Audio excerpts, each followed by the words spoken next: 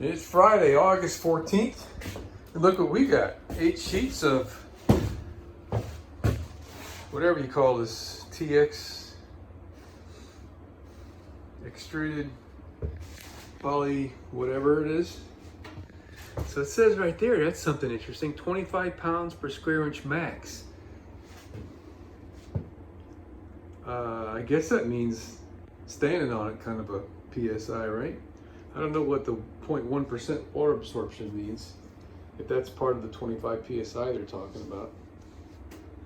And over here, 3/4 of an inch, R3.8, not bad. Plywood is R1 per inch.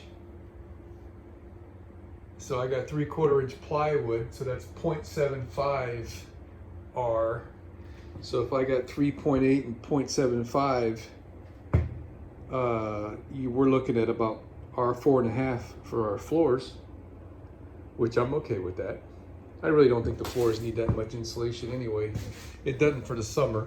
For the winter, it's probably colder than a witch's tit, but I'm okay with that. One thing I noticed though is kind of noisy. I wonder if it's going to be noisy under the plywood like that if I need to glue it so it doesn't make noise. I don't know. We're going to cut it and start laying it underneath there and we'll find out. This is what we got done tonight. Because we had the plywood cut already, right? We put the 1x3 pressure treated boards around the perimeter. And I screwed them down with Tech screws. These things are great, by the way. Home Depot product. Drills a hole in the wood. The little wings break off, it drills a hole in the metal, and it countersinks the head down into the wood. Fabulous. Very impressed with the screws. The one piece of wood across the back, I had to trim off like a little more than 1/8 of an inch because it has a thing like this. There's a step here, rather. Sorry, it's hard to look through the phone and see what you're doing. So there was something like this in the back. I'm gonna have to trim this piece of wood also when it comes time to put it in. I only put a few screws in the 1x3s, just like 2 pieces. Yeah, I think it was 2 screws on each piece, rather, just to hold them in place so they don't move. And we're going to be sinking, I've got longer Tech screws than that, that'll go through the plywood and the 1x4 and then into the metal. So that's going to be the final securement when the time is right. We're holding off on doing that until we have to put the screws in.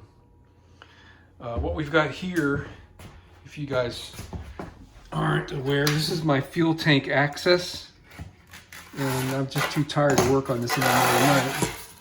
There's this door. I took all the screws out and I taped it down so it's sealed with the tape. This is air conditioning duct tape. It's aluminum foil. Watch yourself because it'll cut you.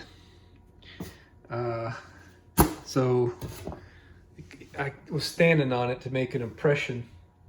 I have to take out about 1/8 of an inch or so to make space for the metal cover that's on there. I'll do that tomorrow. I'm not really sure what I'm going to use, my table saw or router or something. So this is going to get, screwed down to the bus around the hole, and this piece will just get screwed into the 1x. So if I ever do have to service my fuel tank, like change out the fuel sending unit or something, I'll be able to open that up without a problem. The fact that I've left the door accessible means I'll never have to work on it, right? Murphy's Law. So we were using the air conditioning tape to tape up all the holes. And so all it is, right, to make it waterproof and bug-proof. And I'm not happy with that. I am gonna have to spray foam in these corners, but it's coming along great. It's very solid. It doesn't squeak. or make any noise. I'm very happy.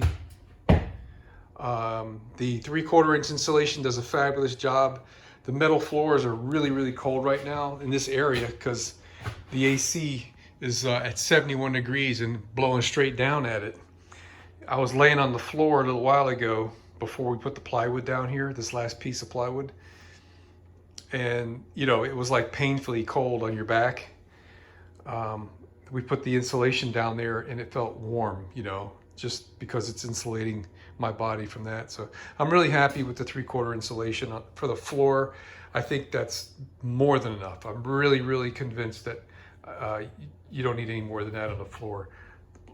Plywood is worth R1 per inch, so it's R3/4 plywood and R3.5 for that. Plenty good. Thinking I might use this stuff on the ceiling, on the roof, because it's so easy to work with. I mean, yeah, I know the spray foam thing, right, is great, but that looks like such a pain in the ass. The rock wool, I think this has got a higher R value than the rock wool, to be honest. But we'll cross that bridge when we come to it.